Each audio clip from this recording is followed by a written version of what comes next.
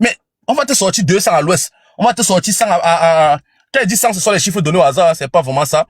À Douala, on va te dire que d'autres sont au nord, mais pourquoi il n'y a pas un fichier qui recense tous les prisonniers politiques? Pour qu'on sache que non, tel est en prison et tel n'y est pas. On a tel nombre de personnes exactement issues de la crise de 2025. Crise post-électorale. Non, tu deviens l'ennemi public numéro 1. Personnellement, j'ai la liste des prisonniers politiques anglophones. J'ai toute la liste. Ceux du MS qui étaient en prison, j'ai toutes les listes. Je demande celle-ci, je deviens l'ennemi public du numéro 1. On me dit non, la question ne doit pas la poser à Maître Ngofa comme ça. Et je ne l'ai pas envoyé travailler. Mais comment je pose cette question? Je vais me coucher, me courber, m'agenouiller. Qu'est-ce que je fais? C'est normal que je sache les qui sont en prison. C'est une liste qui doit être publique. Les prisonniers politiques ne sont pas des bandits. On ne doit pas avoir honte de dire que je suis prisonnier politique. C'est une fierté de se battre pour son peuple. Et nous autres, si on peut les aider autrement, par d'autres canaux, pourquoi cela doit être un truc mystifié? Au fond, je me rends compte que cette liste-là, ils n'ont pas centralisé, ils n'ont pas fait une liste globale des prisonniers politiques. On ne sait pas combien de personnes sont en prison. On spécule tous les matins, midi, soir.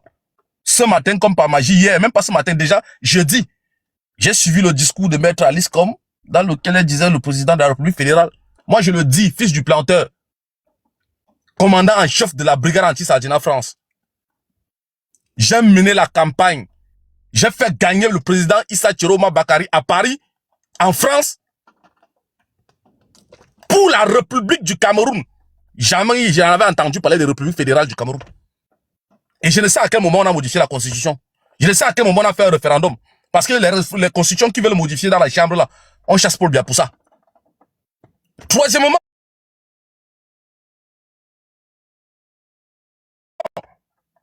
on est tous d'accord qu'on ne veut pas le gré à gré. Les successions de père en fils, nous ne sommes pas dedans. Mais d'où vient-il que pour une lutte aussi âpre, difficile et longue comme celle-ci, sa fille se retrouve au cœur du game? Quelqu'un qui n'a pas fait politique, qui n'a même pas fait sciences politiques, se retrouve à donner des cours de politique à certains grands hommes politiques. C'est quoi le deal? Vous refusez Franck à gauche. Vous portez votre fille, vous mettez au centre. Tout le monde va passer par elle. Pourquoi? Et comme ça ne suffit pas, vous cassez le manidem. Parce que ce que les gens refusent de comprendre, c'est que le cabinet qui a accompagné le fils maudit pour amener le RDP, c'est encore dans cette... Quand je pense à ça, fils du planteur. Mais rien ne me fait mal que la mort d'Anissé Kane, sérieux. Parce que le 21 février, je rencontre le président Macron pour plaider pour la cause d'Anissé Kane. Il me dit, je cite, je sais, et j'en ai parlé au président Biya, je pense qu'il a compris. Je n'ai pas publié cette vidéo-là. Pourquoi? Parce que le président Macron a dit que tout ce qu'il parle, on met tout sur les réseaux sociaux. C'est pour ça que vous n'avez pas vu ça.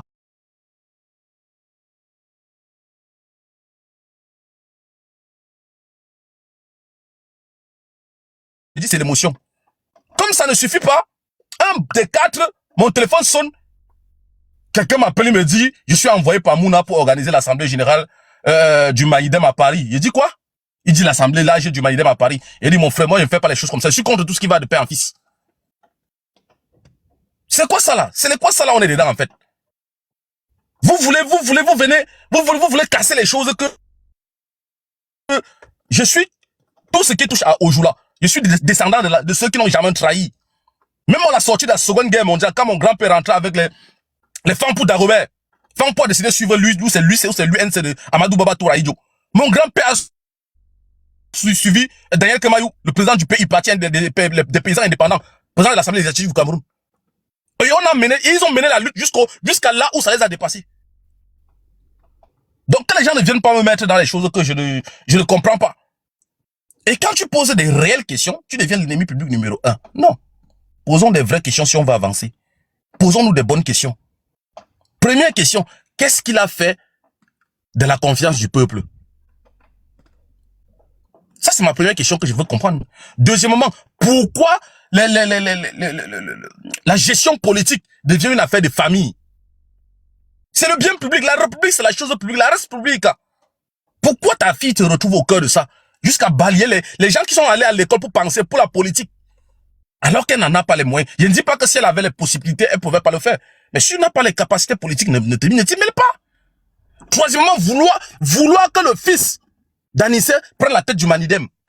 Et comme ça ne suffit pas, vous prenez le cabinet Enonchon pour encore aller faire sceller le corps de Anissé Ekane, parce qu'on veut que le fils, donc vous amenez encore le RDPC dans le truc, parce qu'on veut que le fils organise le deuil. C'est une affaire de famille, oui. Je comprends ça, je respecte ça. Je ne veux pas me mêler dans l'histoire des familles. Mais frère, nous avons vu, nous avons lu, les documents circulent. C'est le cabinet Enonchon.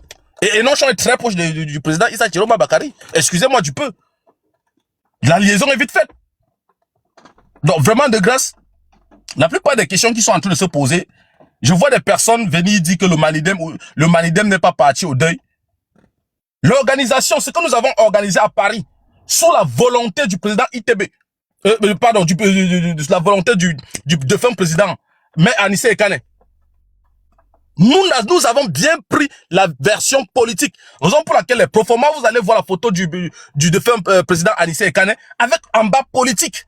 Et on a refusé de vendre quoi que ce soit comme gadget pour éviter des procès à n'en plus fini. Pourquoi? On va dire exploitation de droits d'image. On a fait le strict minimum encadrant tout pour que ça soit le cadre politique. Et je l'ai dit dans le communiqué, c'est politique. Nous l'avons fait politiquement. On célèbre Anissé Ekane, le président, l'héros national. Le père des gens, nous n'avons pas la force. Mais au bout du rouleau, si on s'en rend compte que notre bataille, nous qui donnons notre vie, nous mettons notre vie en jeu pour sauver des vies. Le jour où nous ne serons pas là, c'est comme ça on va nous remercier. J'ai du mal à comprendre et à accepter ça. Parce que s'il y avait quelqu'un qui devait honorer au plus haut niveau Georges Anissé Ekane, ça devait être le président élu Issa Chiroma Bakari. Mais de sa cellule, de sa prison, depuis qu'on l'a arrêté jusqu'à quand il décède, aucun coup de fil pour demander comment il va. Il est sorti du Cameroun sans dire à son état-major. Quelqu'un comme le professeur Jean-Calvin Abayono l'a appris devant un plat de nourriture au 7. Il a cru qu'on l'empoisonnait, mais pourtant c'est la vérité qu'on lui disait. Donc à un moment dans la vie, la récompense des gens qui ont aidé à un point doit être claire. Si on fait ça à si vous faites ça à celui qui vous a fait gagner les élections au Cameroun, parce que les gens pensent que c'est le président Chiroma, non, hein. Chiroma n'est qu'une pis-aller. En politique, les pis-aller, c'est les choses, c'est quelqu'un qu'on prend pour remplacer faute de mieux. Il faut que ça se comprenne bien. C'est une pis-aller. Si le président Anissé Ekane avait pris Iram Iodi, ou je ne sais pas moi, même c'était qui que ce soit, même c'était un fou, les Camerounais lui avaient déjà fait confiance, on devait le voter.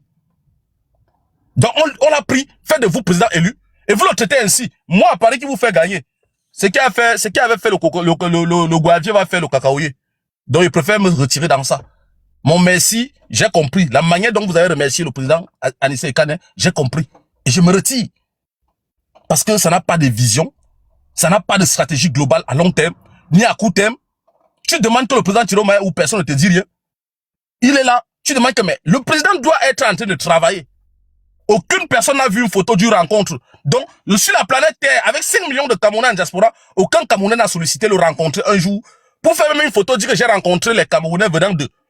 Pour montrer au moins l'image de quelqu'un qui est occupé, qui travaille.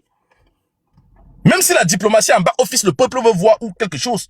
Mais on ne voit rien. Quand tu poses ces questions, tu deviens l'ennemi public numéro 1. Mais j'ai le dos rock, hein. J'ai le dos rock. Je peux supporter tous les coups. Mais il faudrait que les gens s'apprêtent à aussi accepter les coups. Moi, je ne vais pas insulter. Je suis pas là pour insulter.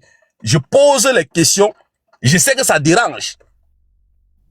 Donc vraiment, je souhaite que le débat soit centré, que les Camerounais comprennent une chose.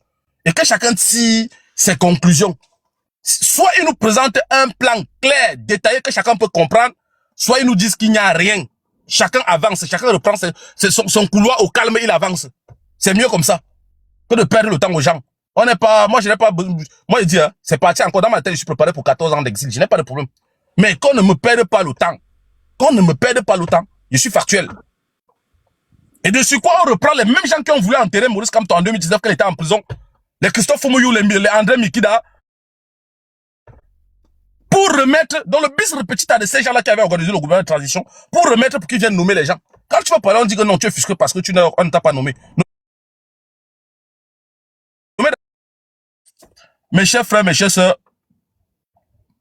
je souhaite vraiment qu'on se concentre et qu'on soit surprise positivement. Je ne suis pas en train de dire que le président ITB, s'il arrive à renverser pour lui, je ne vais pas acclamer. Je vais acclamer. Mais je préfère qu'on soit surpris positivement que d'attendre un truc qui n'arrivera pas. Je préfère la surprise positive. Donc, je vais finir en concluant que je préfère la surprise positive. Voilà ma position. Merci. Il y aura aucune surprise, fils du planteur. En tout cas, je laisse les autres intervenir. Je voulais juste te demander de ne pas partir, s'il te plaît, Non, parce que j'aurais pardon. 2-3 questions Là, à te pour le poser. coup, je suis très, très nerveux sur mon temps de parole. Même si c'est le bon diable qui est là actuellement, il va devoir me laisser parler. Vas-y, Fossil. C'est à toi, Fossil. Pardon seulement. Donc, fils du planteur, je vais commencer par dire une chose qui, moi, me peine à dire. Honnêtement, j'ai beaucoup d'estime pour ce que tu fais, la manière dont tu te bats, la manière dont tu te prépares, mais j'estime que c'est une catastrophe pour toi de prétendre que si tu serais content si Issa Chiroma Bakary renversait Paul Biya. Je l'ai toujours dit, ne vous y trompez pas. Tous les changements qui arrivent avec des hommes qui n'ont rien préparé comme plan pour un changement ne débouchent que sur une catastrophe pour un pays. Aujourd'hui, toutes les preuves nous montrent très bien qu'il n'y avait aucun plan, il n'y avait aucune préparation, il n'y avait rien qui était prêt pour accompagner l'élan que les Camerounais avaient donné. Et on en vient même à se poser la question de savoir, mais dans le fond, est-ce que ceux qui continuent, ceux qui insistent à vouloir s'entêter, à croire que quelque chose sortirait de cette boîte magique, la boîte des miracles, ne sont pas des gens qui eux-mêmes ont choisi volontairement d'enlever tout ce qui permet de raisonner, donc le cerveau, le poser de côté pour commencer à analyser désormais la scène politique camerounaise sans aucun élément de conviction.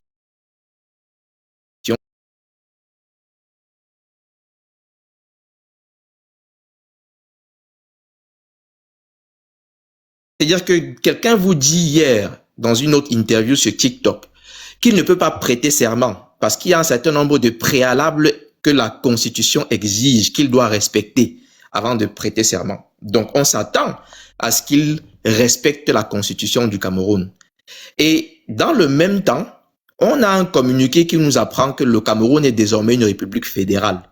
Je me pose souvent la question de savoir si ces gens, quand ils tentent de suivre un certain leader, à un moment donné, ils questionnent même un tout petit peu le b.a.-ba des connaissances de ces leaders-là. Mais comment, dans un même temps, tu peux prétendre ne pas pouvoir prêter serment en fonction du respect de la constitution du pays? Puisque donc tu respectes la constitution du pays, tu sais très bien quelle est la forme de l'État au Cameroun.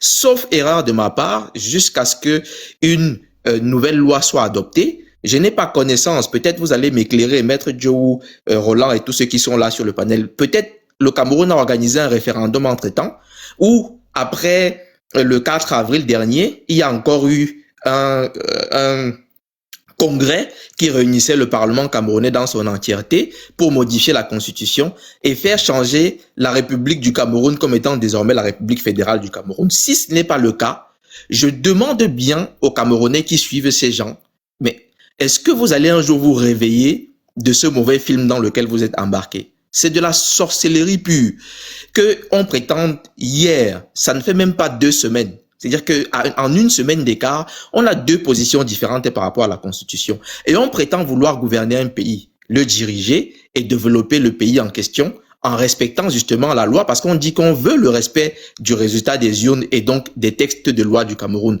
Si on veut le respect des lois du Cameroun et on prétend que le professeur Campton ne doit pas parler de changement dans la paix et par les urnes, ni de droit et de juridisme, mais si c'est le cas, pourquoi vous appuyez-vous sur la Constitution pour prétendre que vous ne pouvez pas prêter serment? Prêtez serment et allez simplement récupérer votre pouvoir vu que vous avez toutes les autres méthodes qui ne sont pas par la paix et par les urnes. Allez-y le faire. Ça, c'est un premier point. Mais une fois même que vous l'auriez fait, respectez vous-même les constitutions. Vous ne pouvez pas prétendre hier que vous respectez la Constitution et tout à fait le lendemain, vous avez déjà vous-même changé la Constitution en question ou violé, c'est le mot, la Constitution en question, en vous prétendant être le président d'une république fédérale. Peut-être la république fédérale du Cameroun située en Gambie, peut-être à Banjul, ils ont créé un nouvel État là-bas, vu qu'il y a un gouvernement qui a été nommé. Mais ce gouvernement-là même qui a été nommé, un gouvernement où le pédigré des personnes, c'est Moufta Maman. J'ai peine à envisager la constitution qu'ils peuvent adopter. Peut-être ceux qui ont créé cette république fédérale-là, c'est tout à fait possible. Mais je dis simplement aux Camerounais, aux véritables Camerounais, que si ce sont ces gens-là qui sont peut-être un gouvernement ou peut-être alors maintenant une assemblée ou un parlement qui ont adopté la modification de la constitution du Cameroun qui en fait une république fédérale. Comme l'avait dit quelqu'un un jour, que Dieu vous garde. Parce que quand moi je vois les profils des personnes qui ont été nommées pour constituer ce gouvernement-là, peut-être ceux qui ont fait passer une proposition de loi, je vous assure, j'ai vraiment mal au cœur de ce qu'on fait de notre pays. La moindre des choses, quand on est un peu sérieux et qu'on prétend qu'on veut diriger une nation, c'est que soi-même on a un peu de jugeote et on est capable de prendre des hommes qui ont un peu de valeur, qui ont un peu d'estime, qui ont un peu surtout de connaissances, le B.A.B.A., le minimum pour pouvoir les mettre à la disposition de l'ensemble de la société de manière à ce qu'ils éclairent. On ne peut pas prendre plutôt ceux qui sont borgnes et aveugles pour éclairer la société. Mais c'est bel et bien le propre de ceux qui sont les champions de l'enfumage. J'ai été très intéressé d'écouter une dernière sortie de Madame Calix Beyala, elle-même personnage très controversé, qui était l'une des plus proches collaboratrices de M. Issa Chiroma Bakari.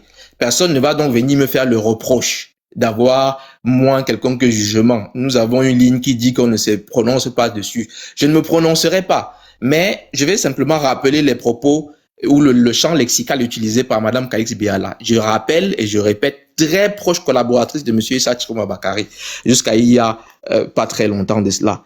Elle parle de fuite, d'illusion, de naufrage. Est-ce que vous entendez les mots qui sont prononcés par rapport à celui que vous voulez suivre et par rapport à qui vous voulez que nous puissions remettre en question notre leader, le professeur Maurice Kamto?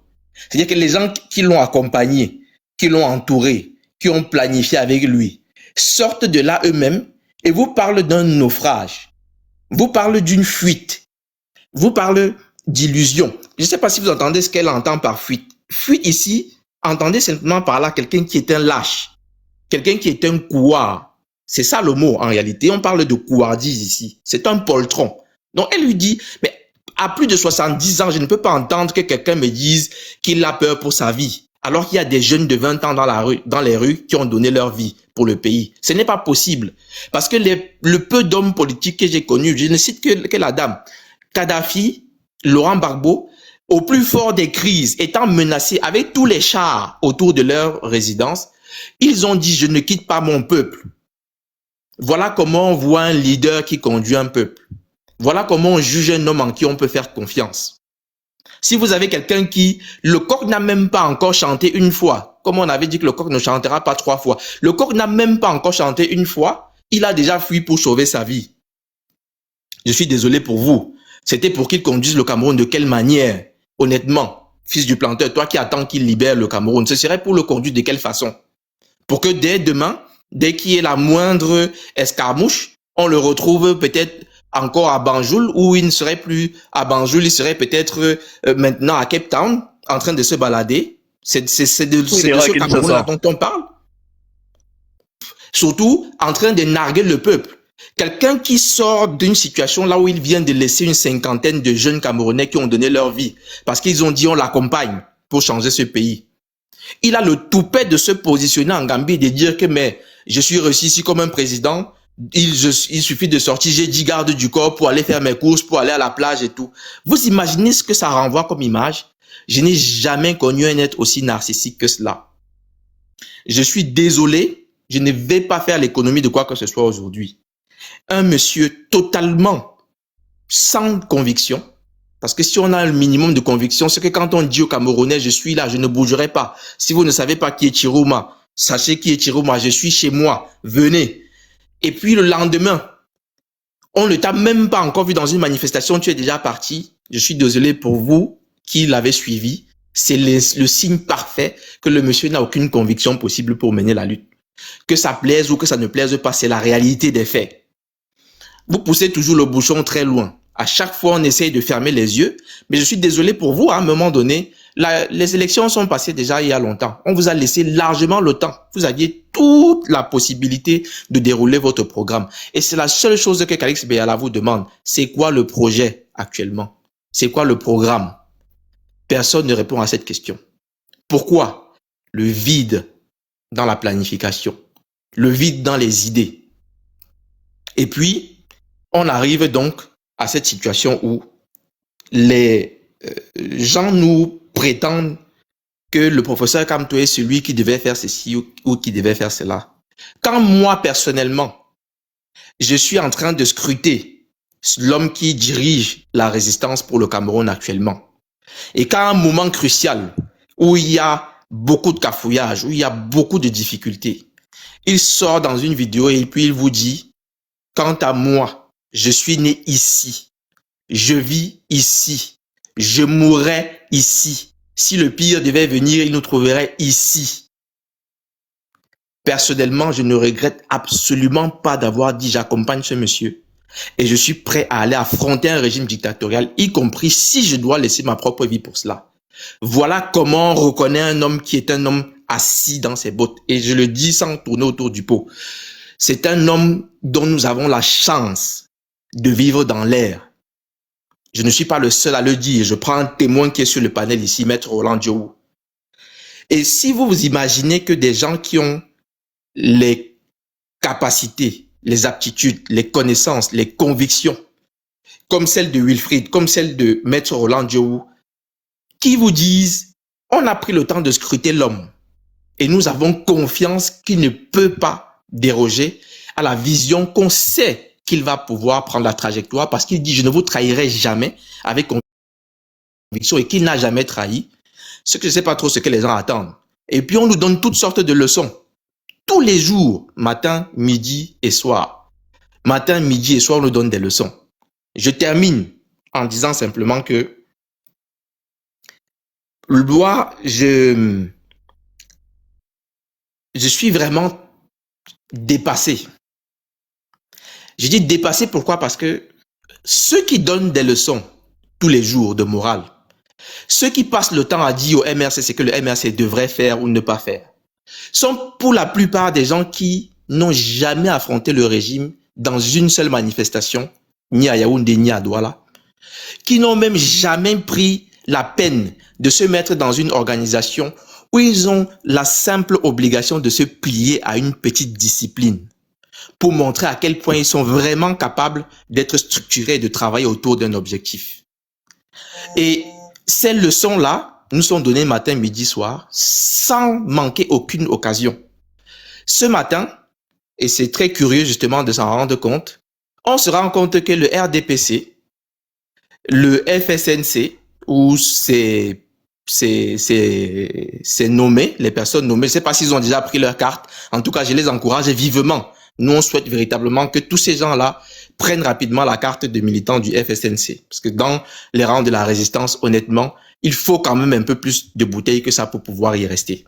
Et on se rend compte surtout que toutes les partis politiques, j'ai carrément quelqu'un du parti de Cabral qui se lève le matin, il me dit, mais le professeur Kamto n'était pas aux obsèques, c'est une trahison. Et puis on a des journalistes qui relaient ce type d'informations-là. Mais nous posons la question simplement de savoir, la première personne qui devait donc être à ces obsèques, c'est qui? Si ce n'est pas celui qui est en Gambie. Est-ce que les aéroports sont fermés? Il est le président d'une république fédérale. Il a l'armée républicaine autour de lui. Qu'est-ce qui lui manque pour venir accompagner quelqu'un qui s'est battu à ses côtés, qui a donné sa vie? Pour être donc assis lui-même et tenir le discours.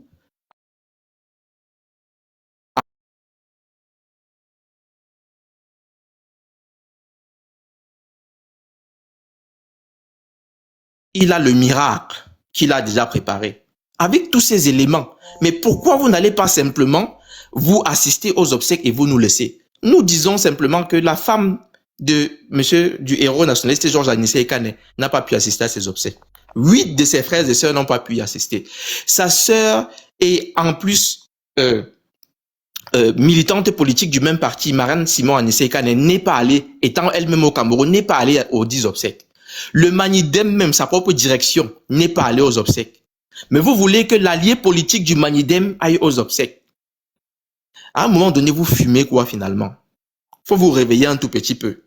Baisser peut-être la dose ou changer de produits psychotropes. Parce que là, vous allez vraiment dans quelque chose qui nous amène à un point où on évite de vous répondre depuis un bon bout de temps, mais on finit par se rendre compte qu'il va falloir tôt ou tard qu'on vous donne quand même quelques éléments pour vous dire, si on vous voit vous agiter, et qu'on ne réagit pas, c'est simplement parce que nous respectons une certaine discipline.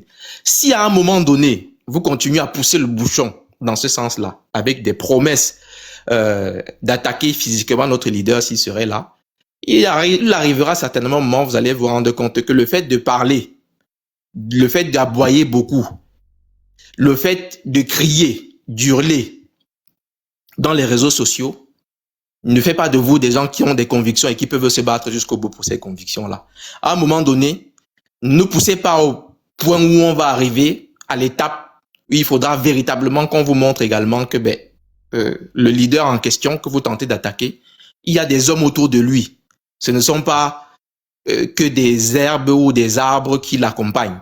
Ce sont des hommes et des vrais. Parce que lui-même, il démontre qu'il en est un. En ayant payé le prix de 9 mois de prison pour ses convictions et pour la bataille dans la lutte de résistance, où il dit, je mets sur pied un plan de résistance nationale et il l'applique. Avant de venir parler de quoi que ce soit, mettez votre leader dans les rues au Cameroun, comme nous avons vu le professeur Kamto en 2019 à Yaoundé et pareillement à Douala, dans les rues pour manifester en disant la victoire du peuple, on la réclame, mais surtout nous réclamons la fin de la guerre dans les régions du nord-ouest et du sud-ouest. Je termine en disant simplement que un homme politique qui n'a pas de conviction, et il a produit un livre, c'est pour ça que j'aime les livres, où lui-même il l'indique qu'à son arrivée en France, en 1968, il devient sympathisant et militant de l'UPC qui mettait sur pied des structures d'accueil des Camerounais, leur donnait les moyens de se préparer pour les concours des grandes écoles et il a donc intégré la formation politique en question. Il devrait donc être, s'il a été UPCiste, d'après ce qu'il dit, celui qui sait le mieux que les UPCistes sont dopés par les brimades, que les UPCistes vont vivre au maquis sur le territoire camerounais pendant 4 ans, 5 ans, 8 ans, 10 ans pour se battre. Que les UPCistes comme Anissé Ekane n'ont pas fui en disant j'ai peur pour ma vie. Et il devrait donc, en tant que camarade UPCiste d'Anissé Ekane, être le premier à être à ses obsèques, peu importe le coût. Mais on ne l'y trouve pas. Le comble des combles, comme vous aimez toujours avancer toutes sortes d'éléments en parlant de trahison de la mémoire. Pour moi, la plus haute trahison de la mémoire qu'on puisse faire à Georges Anissé Ekane, notre héros nationaliste, c'est d'organiser tout un événement de communication sur une journée pour lui rendre hommage. Le titre est bien donné, Hommage à Anissé Ekane. On a pris toutes sortes de personnes pour venir faire l'interview. C'est très beau, c'est très bien organisé, les gens viennent faire des témoignages. Et la personne qui est la plus attendue pour venir lui rendre hommage vient vous servir le plus grand hors-sujet que j'ai jamais vu dans la communication politique. Ton sujet est bien posé, le cadre est délimité, rendre hommage à Anissé Ekane et la lutte que vous menez. Pendant plus d'1 heure, tu ne parles d'Anissé Ekane que pendant 3 minutes. Tout le reste est centré sur ta petite personne, ton narcissisme, tes expériences. Tu réponds aux questions à tout va, y compris celles qui concernent totalement des sujets déconnectés de l'hommage à quelqu'un qui vient de tomber et dont on est en train de pleurer la vie actuellement. On te pose des questions sur les emplois. Les gens viennent, les petits-enfants te narguent et puis tu tombes dedans. Le b.a.-ba de la communication politique, tu ne le démontres pas. Prenez des politiciens un peu partout dans le monde. Même les Ousmane Sonko et consorts. Même plus proches de nous, même les plus dictateurs, même les petits débits. Ils ne communiquent pas de cette manière-là. En faisant le plus grand des hors-sujets. Ne parlons pas des maîtres dans la communication politique. Et on a été le ministre de la communication du régime. Et la communication se structurait autour de quoi? Le président de la République est comme le soleil. J'ai décidé d'accompagner Paul Biya jusqu'à la fin de sa vie. Vous voulez enfumer qui? On vous observe, on vous laisse beaucoup parler. Mais ce n'est pas parce que nous-mêmes nous manquons d'éléments d'analyse. Si vous voulez qu'on arrive au point où on va sortir tout ça, ça ne sera que de l'analyse. On mettra que des arguments. Pas d'insultes, on n'est pas là pour des injures. Mais on mettra que des arguments qui vont vous permettre vous-même d'avoir un miroir sur la personne vers laquelle vous demandez que les Camerounais aillent. Et des gens vous disent qu'ils ont été des grands militants du MRC et que le MRC devrait maintenant s'aligner. Je dis jamais. Nous l'avions dit avant. Il n'y a pas de possibilité de s'aligner derrière un individu. Derrière une coalition, on aurait pu. Derrière un individu, surtout de ce type-là, je suis désolé pour vous, il n'y a absolument aucune possibilité que le MRC puisse s'aligner. Parce que le MRC a des convictions. Il y a un plan. Il y a un programme de gouvernance. Il y a même une charte d'éthique. C'est-à-dire que pour être militant du MRC, il faut avoir un peu de morale, un peu d'éthique. Et l'éthique recommande que si tu viens pour rendre hommage à un camarade qui est mort, tombé au front pour toi, tu ne passes pas ton temps à parler de toi. Tu parles de lui, de son combat, de sa bravoure, de l'héritage qu'il laisse au peuple camerounais. Voilà comment on communique quand on est un homme politique soucié d'un peuple. On ne vient pas répondre aux questions pour dire aux Camerounais comment on va résoudre des questions d'emploi. Ce n'est pas de cela qu'il est question. Tu es hors sujet. C'est comme ça que les professeurs, c'est-à-dire que tu voyais HS marqué sur la feuille de quelqu'un. Tu sais qu'il est quelqu'un qui est totalement déconnecté de la question qu'on lui a posée. Ne nous poussez pas donc à bout. Le MRC reste concentré sur son objectif. Nous sommes sur notre sujet, c'est le régime. Le régime du RDPC qui aujourd'hui s'est transformé en une monarchie. C'est ça qui nous intéresse, nous. Vous voulez toujours nous pousser à aller au-delà de cela. De temps en temps, quand même, on va pouvoir se permettre de vous répondre. Voilà ce que je pouvais dire pour le moment. Étant même malade, mais je crois que les propos de ce monsieur Nzana m'ont rendu encore plus malade. J'ai décidé de monter et de faire un petit rappel quand même à ces messieurs. Merci, Foti. Allô? Merci beaucoup, Foti. Merci infiniment. J'arrache la parole, pardon. Je veux Non, pas maître, t'énerver davantage. vas-y, maître. Vraiment, quand c'est Je vous veux là, pas t'énerver. Merci.